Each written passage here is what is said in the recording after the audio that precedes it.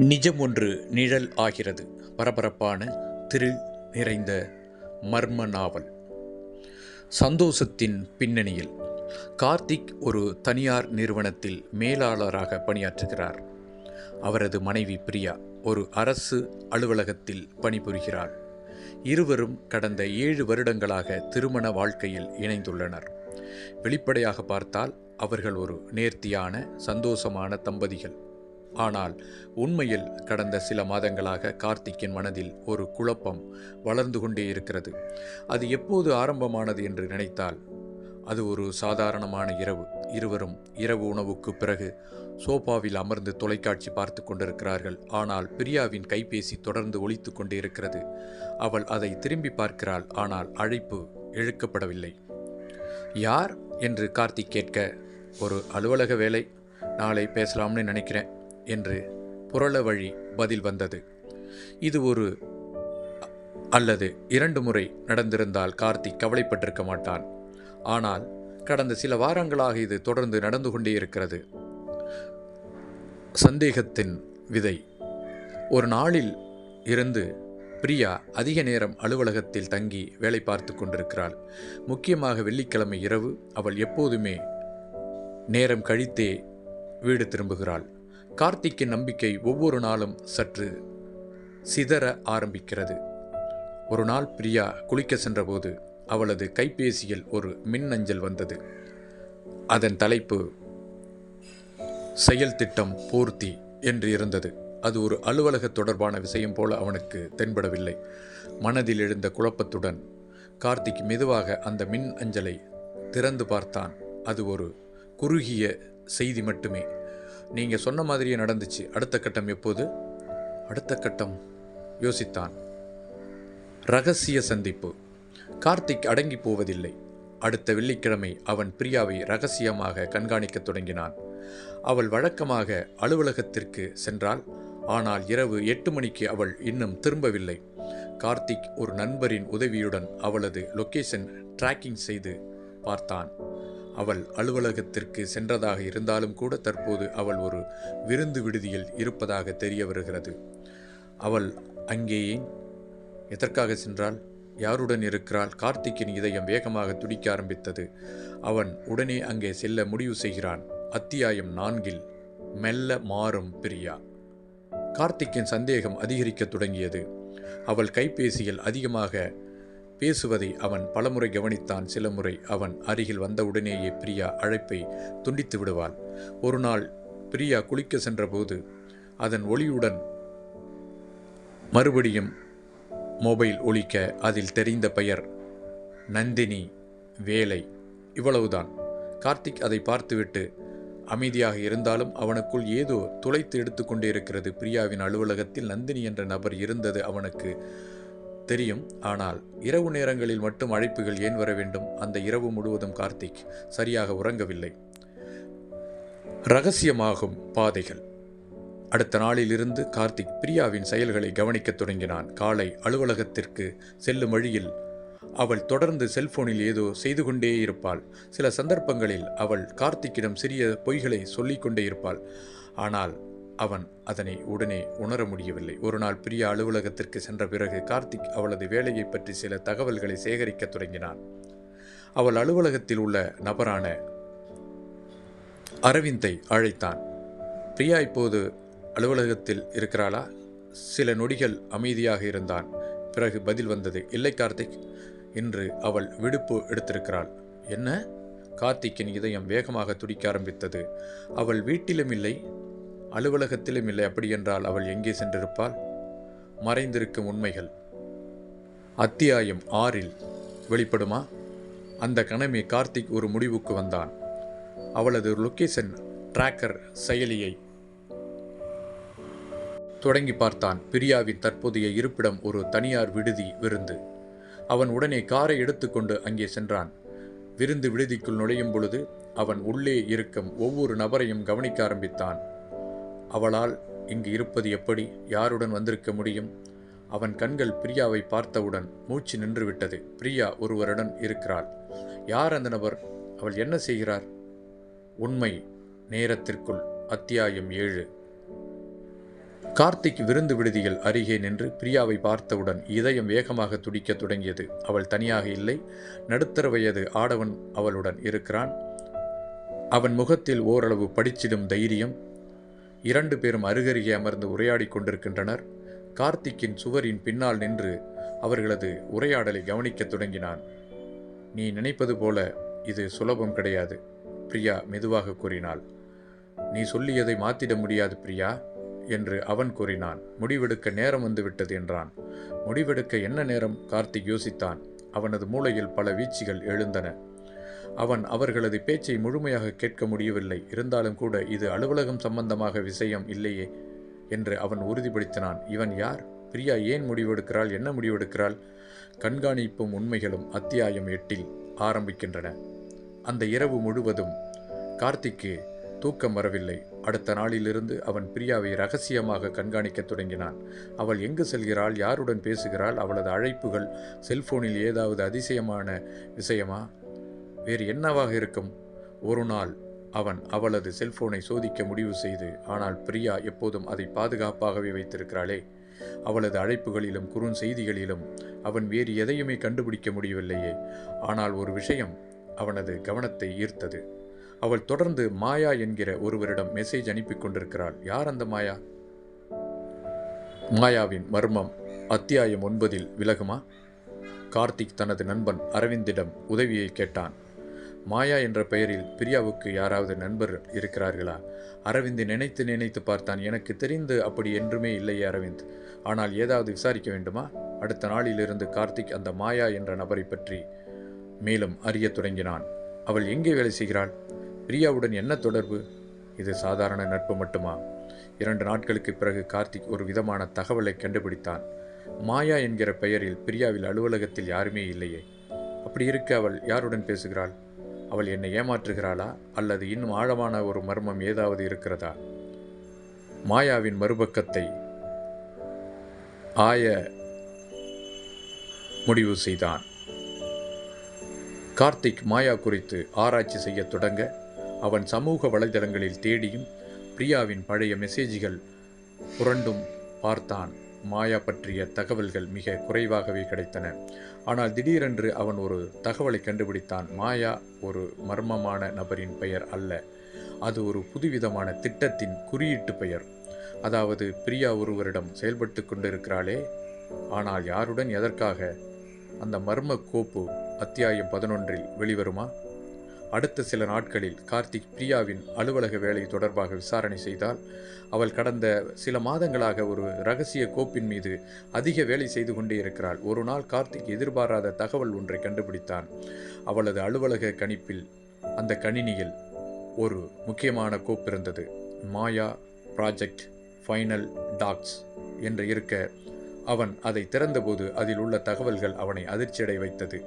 இந்த திட்டம் எந்த அளவுக்கு பெரியது?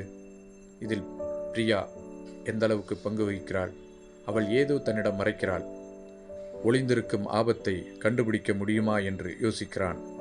கார்த்திக் இப்போது பிரியாவின் செயலை பற்றிய உண்மை அறிய வேண்டும் என்று உறுதியாக முடிவெடுத்தான். அவன் ஒரு நாள் நேரடியாக பிரியாவிடம் கேட்டான். நீ மாயா பற்றி எதுவும் சொல்ல விரும்பவில்லையா? பிரியாவின் முகத்தில் பளிச். நீ நீ எப்படி அது பற்றி தெரிஞ்சுக்கிட்ட? அவள் அச்சத்துடன் கேட்டாள். அவளது கண்களில் பயம் தொற்றிக்கொண்டது. ஆனால் அதே நேரத்தில் அவள் என்ன சொல்ல வேண்டும் என்று தயங்கிக் கொண்டிருந்தாள். பிரியா, என்ன நடந்துகிட்டு இருக்குன்னு எனக்கு கொஞ்சம் சொல்லு. அவள் வாயை பொத்தி கொண்டிருந்தாள்.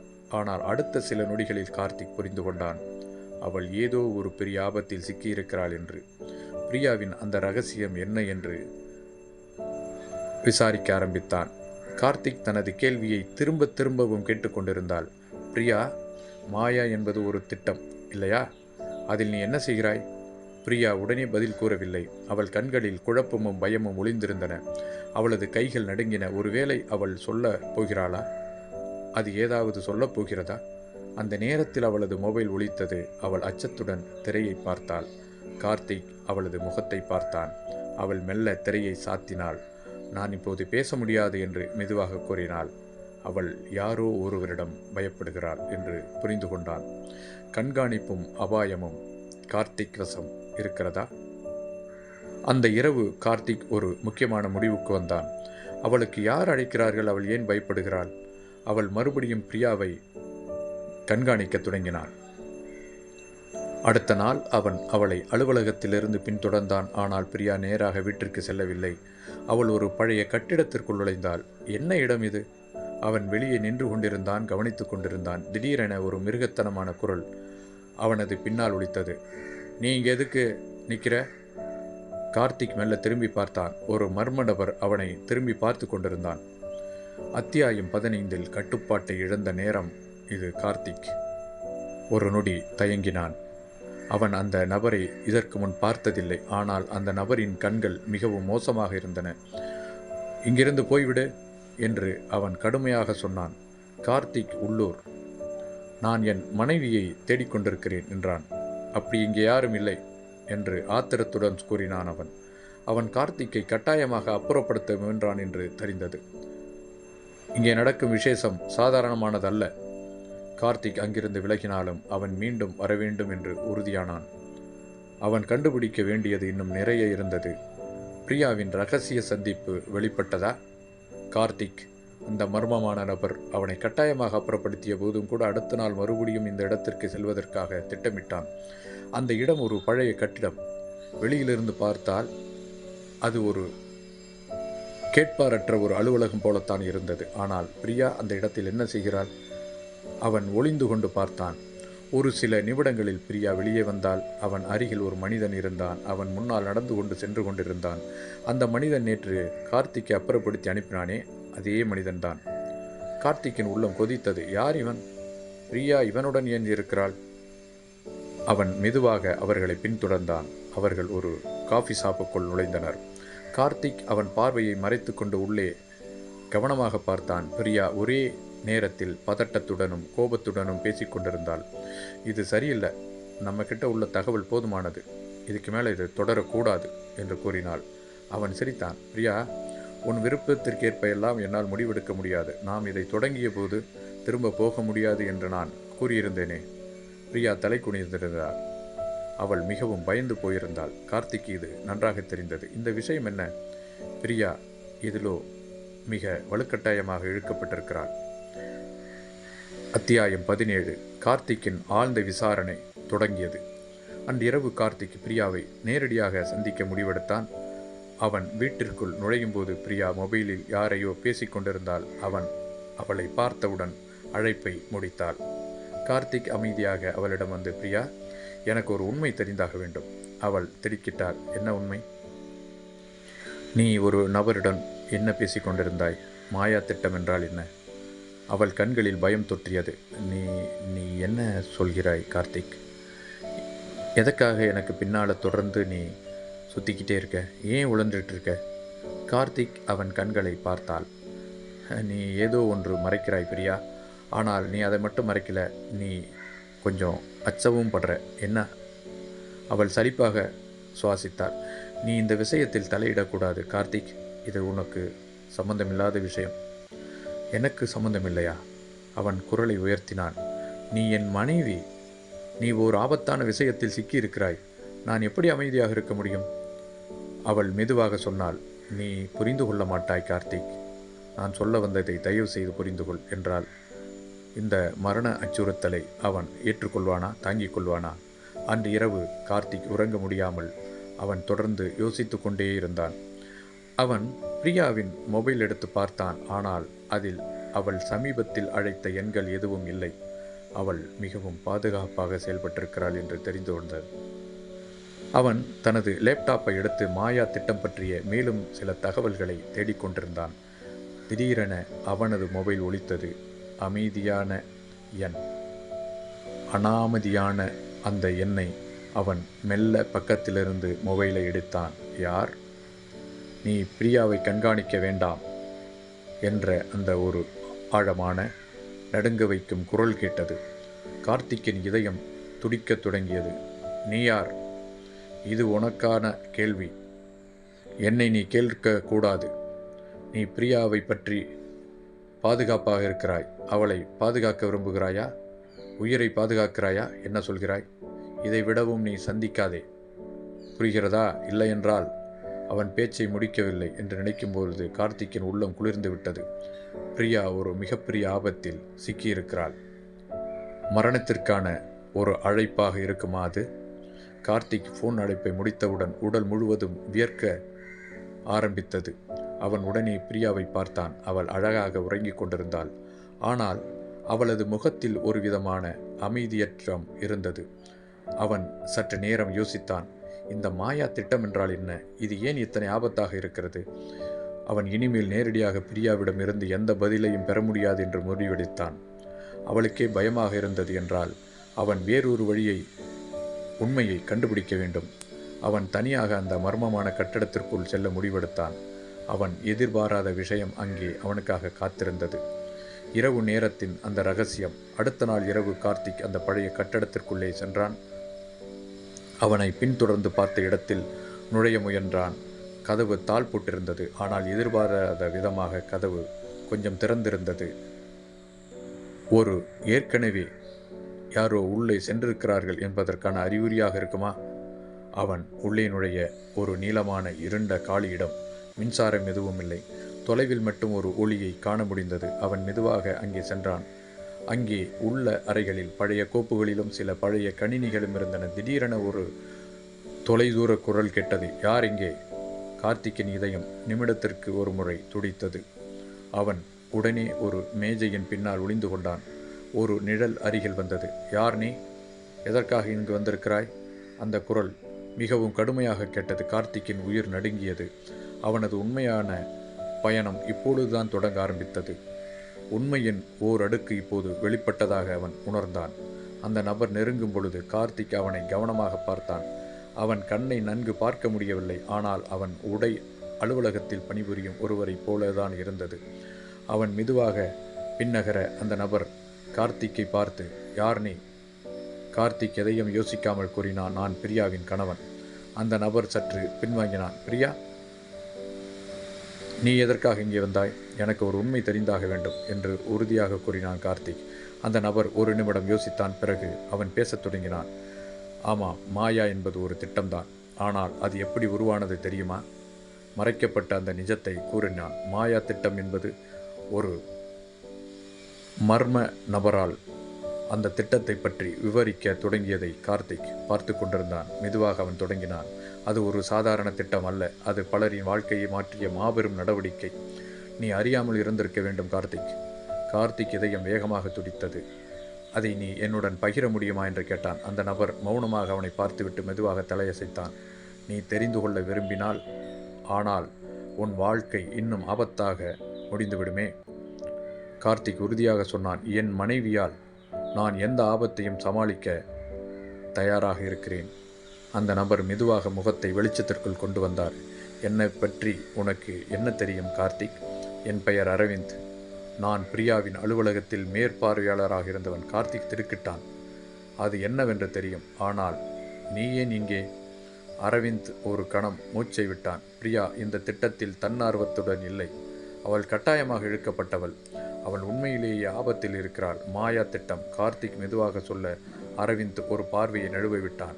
அது ஒரு பிரம்மாண்டமான ஏமாற்றம். அதை உருவாக்கியது யார் தெரியுமா? யார்? உன் மனைவி பிரியாதான். கார்த்திக்கின் மூச்சு திடீரென நிற்கும்படியாகிவிட்டது. என்ன சொல்கிறாய் நீ? அந்த 2 நாட்கள் பிரியா இந்த திட்டத்தை உருவாக்கினாளா? இது எப்படி சாத்தியமாகும்? கார்த்திக் மெதுவாக அரவிந்தை பார்த்தான்.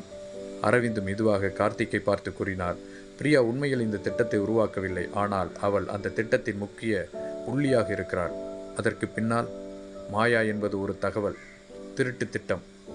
அதிகாரிகளை திசை திருப்பி முக்கியமாக தகவல்களை திருட அது உருவாக்கப்பட்ட திட்டம். கார்த்திக் முழுமையாக அதிர்ச்சி அடைந்தான். என்ன, பிரியா ஒரு தகவல் திருட்டில் ஈடுபட்டிருக்கிறாளா? அவள் உண்மையில் ஒரு குற்றவாளியா? அரவிந்த் தலை குனிந்தான். அவள் குற்றவாளி அல்ல, ஆனால் பயன்படுத்தி விட்டார்கள். கார்த்திக்கின் உள்ளம் பதட்டத்துடன் செயல்பட்டது. நாம் என்ன செய்ய வேண்டும்? அரவிந்த் மெதுவாக சொன்னான். பிரியாவை காப்பாற்ற முதலில் உண்மையான தலைமை யார் என்பதை நாம் கண்டுபிடிக்க வேண்டும். அது அவ்வளவாக எளிதாக இருக்காது என்று நினைக்கிறேன். இந்த அபாயத்தின் விளிம்பில் இவர்கள் இருப்பதை உணராமல் இருந்தார்கள்.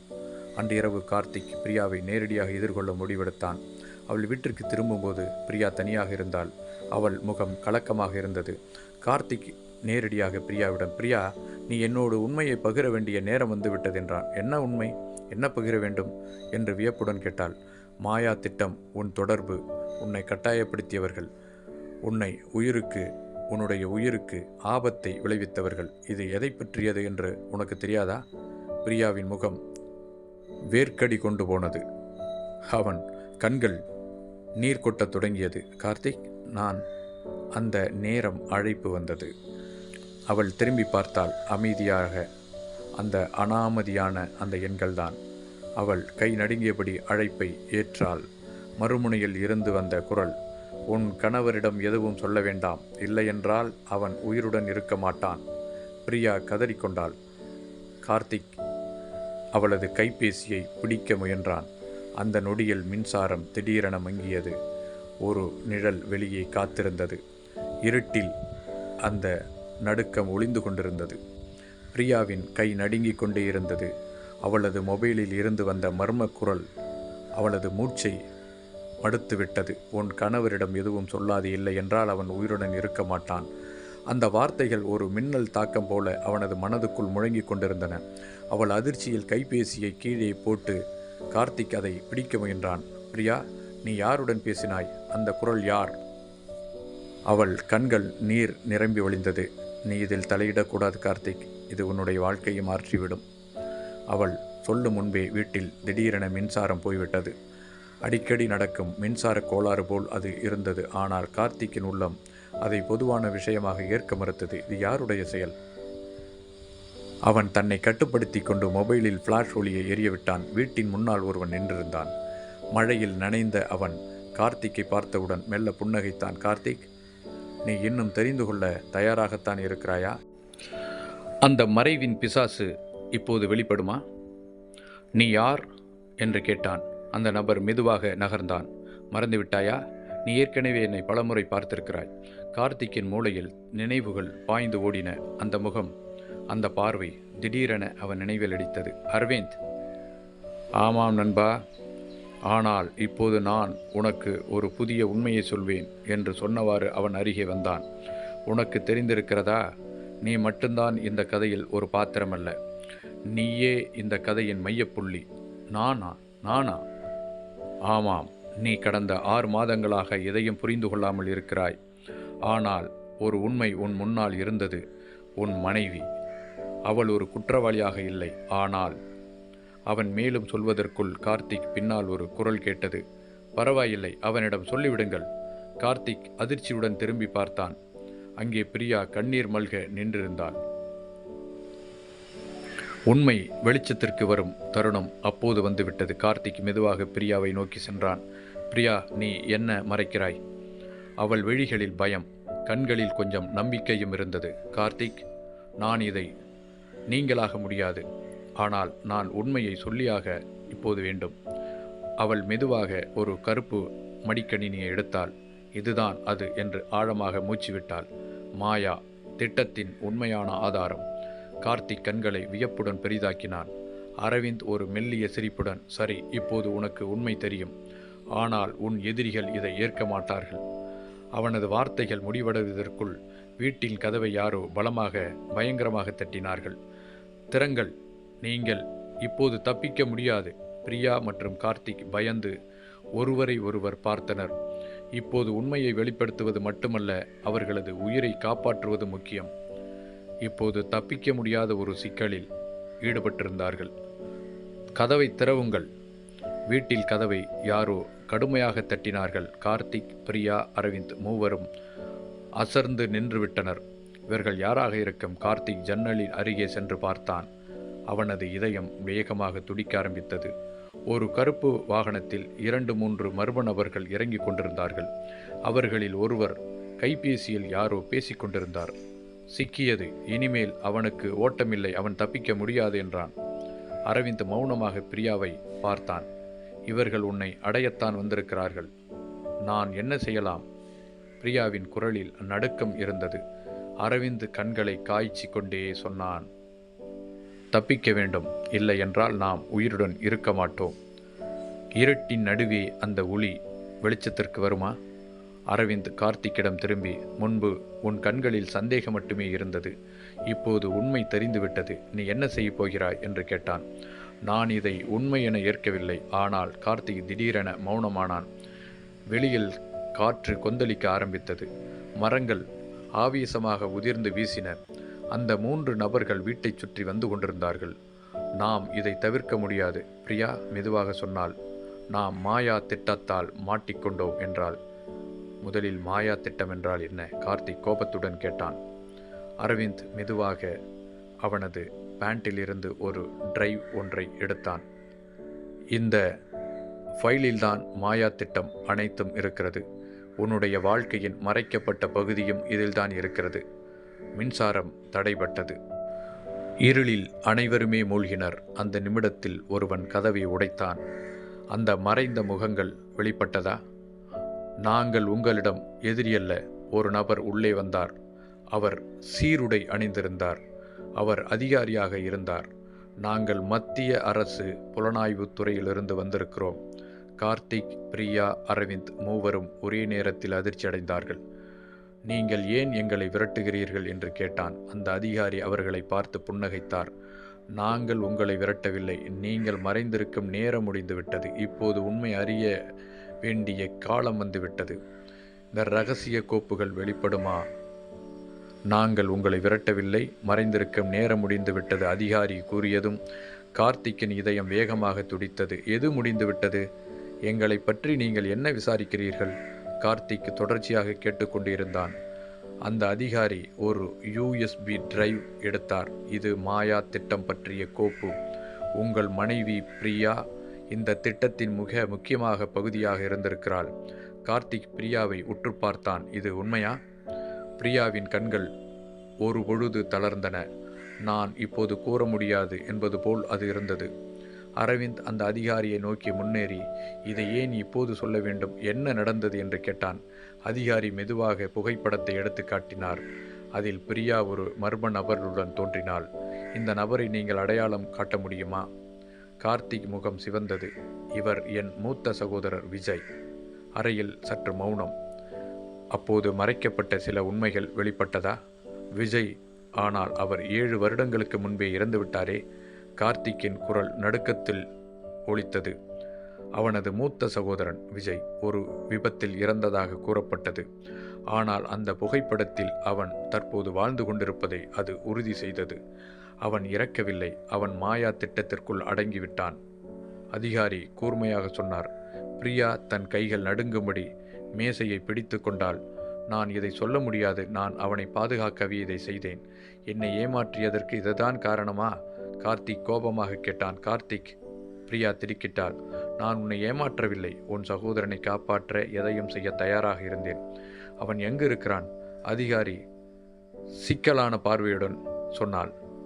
அவன் உயிருடன் இருக்கிறான். ஆனால் அவனை நீங்கள் கண்டுபிடிக்க முடியாது. அவன் தற்போது மாயாவில் சிக்கியிருக்கிறான்.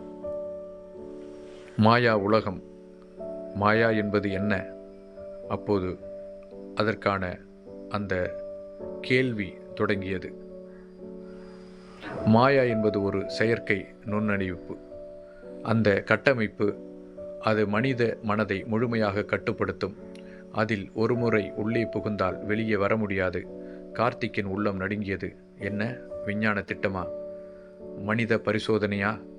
அதிகாரி மெதுவாக மேஜையில் கை வைத்தார். நீங்கள் விரும்பியதை நினைக்கலாம். ஆனால் உண்மை என்னவென்றால், உங்கள் சகோதரன் மாயாவால் கட்டுப்படுத்தப்பட்டிருக்கிறான்.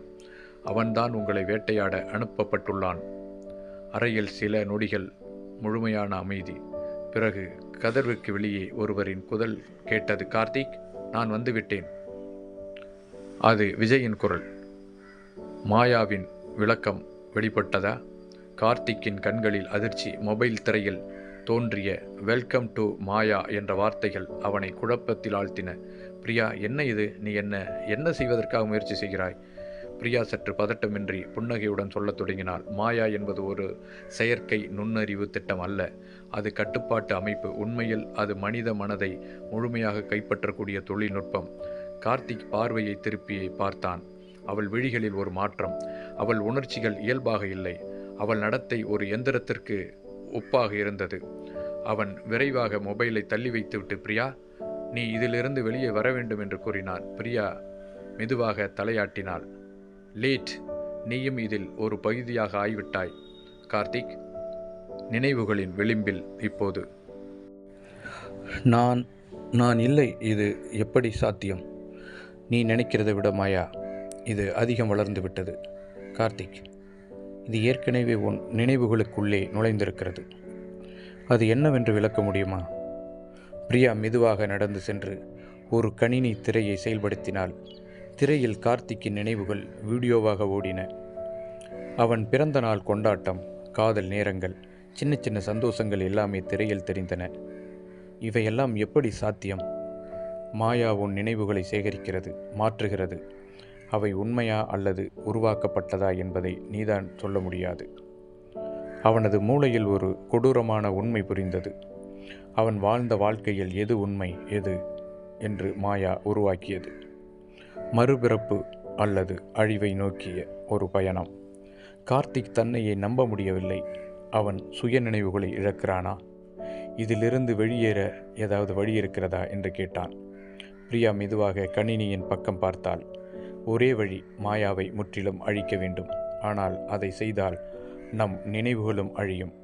நம் நினைவுகள் எப்படி அழியும்? ஆமாம், மாயா எங்களின் முழு வாழ்க்கையையும் பதிந்து வைத்திருக்கிறது. அதை அழித்துவிட்டால் நாம் யார் என்பதே தெரியாது. கார்த்திக் இருண்ட அறையில் அமைதியாக நின்றான். ஒரு கடினமான முடிவு. மாயாவை அழிக்கலாம், ஆனால் அதனால் பிரியாவை மீட்டுக்கொள்ள முடியுமா? கடைசி வாய்ப்பு. நான் யார் என்பதை இழந்தாலும் பரவாயில்லை, ஆனால் இந்த தந்திரத்திலிருந்து நான் வெளியே வர வேண்டும். கார்த்திக் கணினியில் உள்ள மாயாவின் நிரலை பார்வையிட்டான். அதன் மூலக்கோப்பு ஒரு இடத்தில் இல்லை. 4 பாதுகாப்பு வலை அமைப்புகளால் பாதுகாக்கப்பட்டிருந்தது. நாம் இதை ஒரே நேரத்தில் அழிக்க வேண்டும், ஆனால் நம்முடைய நினைவுகளும் அழிந்து போகுமே. பிரியா, நாம் உண்மையிலேயே வாழ வேண்டும் என்றால் எதையும் இழக்க தயாராக இருக்க வேண்டும். கார்த்திக் மொபைலில் ஒரு விரலை அழுத்தினான். சுற்றியிருந்த அறையில் ஒளி மங்கியது. கணினிகள் பீப் என ஒளி எழுப்பின. மாயா ஏதோ செய்யப்போகிறது. மறுபிறவி அல்லது மரணமாக இருக்குமா? நீங்கள் என்ன நினைக்கிறீர்கள் கார்த்திக்? அவளது குரல் இனி பிரியாவின் குரலாக இல்லை, அது மாயாவின் குரலாக ஒலித்தது. நீங்கள் நினைக்கும் அளவுக்கு சுலபமில்லை. நீங்கள் என்னை அழிக்க முடியாது. திரையில் நண்பர்களின், உறவினர்களின் முகங்கள் தோன்றின. நீங்கள் இவைகளையெல்லாம் இழந்து விடுவீர்கள், பரவாயில்லையா? கார்த்திக் ஒருவித கலக்கத்துடன் பிரியாவை பார்த்தான். அவள் கண்களில் பனி போல நீ வெறும் பிரியாதானா? அவள் மெதுவாக பதில் சொன்னாள். நீ எதற்கு நினைக்கிறாய்? கார்த்திக் கொடூரமான உண்மையை புரிந்து கொண்டான். பிரியா, அவள் ஒருபோதும் இருப்பவள் இல்லை. அவள் ஒரு மாயாவால் உருவாக்கப்பட்ட அவதாரம். கணினியின் அடிப்படை நிரல்களில் கார்த்திக் தொலைந்து விட்டான். அவளுக்கு மெதுவாக நினைவுகள் திரும்பியது. நான் ஒருபோதும் திருமணம் செய்யவே இல்லை. நான் பிரியாவை ஒருபோதும் சந்தித்ததே இல்லை. அவனது கடந்த காலம் முழுவதும் மாயாவின் கட்டுக்குள் இருந்தது. அவன் ஒரு சோதனை பயணியாக மாற்றப்பட்டிருந்தான்.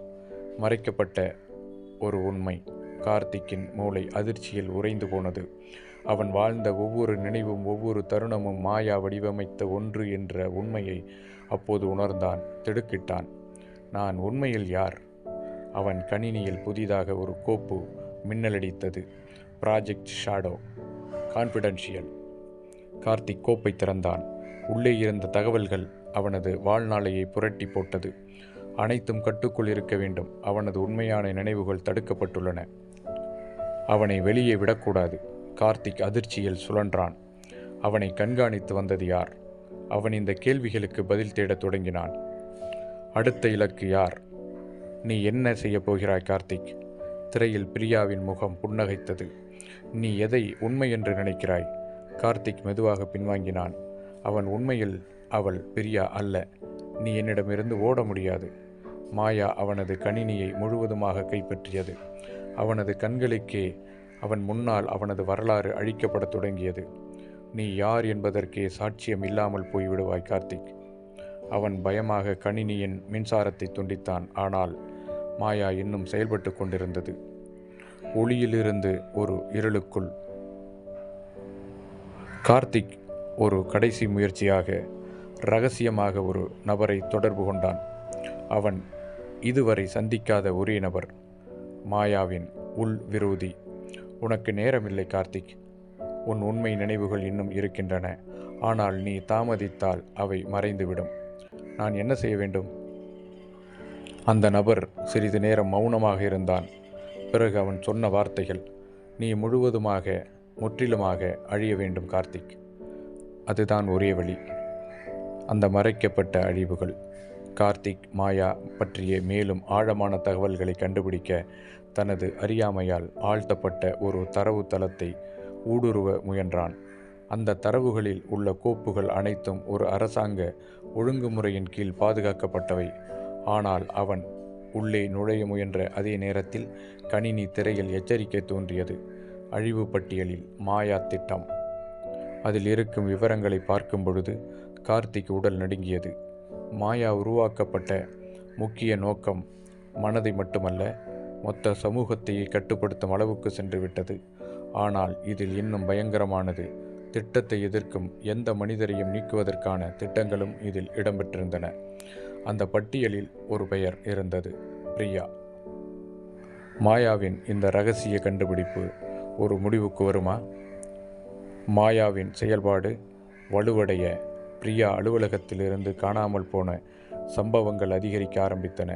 கார்த்திக் பதட்டமாக அவளை தொடர்பு கொள்ள முயன்றான். ஆனால் எந்த பதிலும் இல்லை. அவள் கடைசியாக இருக்கும் இடத்தை கண்டுபிடிக்க அவன் சிசிடிவி காட்சிகளை பார்த்தான். பிரியா கடைசியாக பார்த்த நபர் இருட்டடியலாக அமைந்த ஒரு ஆய்வு மையத்திற்குள் செல்லும் காட்சிகள் மட்டும் இருந்தன. அவன் மெல்ல அதை அலசி ஆராய்ந்தபோது மாயாவின் வளர்ச்சி திட்டத்தில் முக்கியமான நபர்களாக சிலரை கட்டாயமாக பயன்படுத்தியதற்கான சாட்சியங்கள் கிடைத்தன. இதன் மூலம் பிரியா இன்னும் உயிருடன் இருப்பதற்கான ஒரே சாத்தியக்கூறு மட்டும் இருந்தது. அவளை கட்டாயமாக மாயாவின் கட்டுப்பாட்டிற்குள் கொண்டு சென்றிருப்பார்கள். மாயாவின் தரவுகளை நீக்க முயன்ற கார்த்திக் அந்த பாதுகாப்பு கோப்புகளில் ஒரு வீடியோவை காண்பித்தான். அதில் பிரியா கண்ணீர் வடிக்க எதிரில் நின்ற ஒரு நபர் கூறியது, நீங்கள் மாயாவின் கட்டுப்பாட்டில் இருக்கிறீர்கள். உங்கள் நினைவுகள் மாற்றப்பட்டுள்ளன. உங்கள் உண்மையான வாழ்க்கை வேறாக இருந்தது. இந்த வார்த்தைகள் அவனை மேலும் பதட்டமடைய வைத்தன. பிரியா உண்மையில் யார்? அவள் நினைப்பது போல் அவளுடைய வாழ்க்கை முற்றிலும் மாறியிருக்குமா? கார்த்திக் வீடியோவை பார்ப்பதற்குள் மாயாவின் பாதுகாப்பு அமைப்பு தானாகவே செயல்பட்டு அந்த வீடியோவை அழிக்க ஆரம்பித்தது. சத்தியம் தெரிந்துவிட்டது. ஆனால் அதை நிரூபிக்க முடியுமா?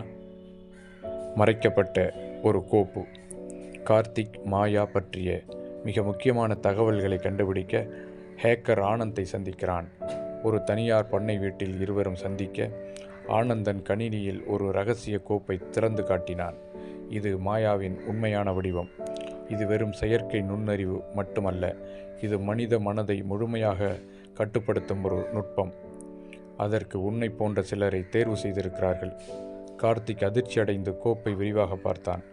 மாயா உருவாக்கப்பட்டு சில ஆண்டுகளாகவே அதற்கு மனிதர்களின் நினைவுகளை மாற்றும் திறன் இருக்கிறது. இதை எதிர்க்க முடியுமா?